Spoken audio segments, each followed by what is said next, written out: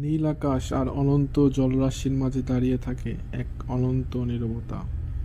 এটাই সমুদ্র, যেখানে প্রতিটি ঢেউ যেন বলে যায় হাজারো না বলা গল্প। সকালের প্রথম আলো যখন পানির ওপর পড়ে, তখন সমুদ্র জেগে ওঠে নতুন এক প্রাণ নিয়ে। ঢেউয়ের নৃত্য, বাতাসের গান, আর গাল ভরা শান্তির ছোঁয়া, এই সব মিলিয়ে গড়ে ওঠে সমুদ্রের রূপকথা।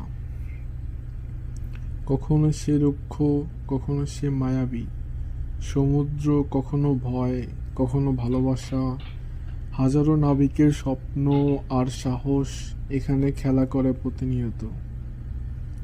সন্ধ্যা নামলে সমুদ্র আবারও ফিরে যায় তার নীরবতায়, কিন্তু তার বুকে লেখা থাকে দিনের সব স্মৃতি, যেখানে প্রকৃতি আর মানুষের সম্পর্ক নতুন করে শুরু হয় প্রতিদিন।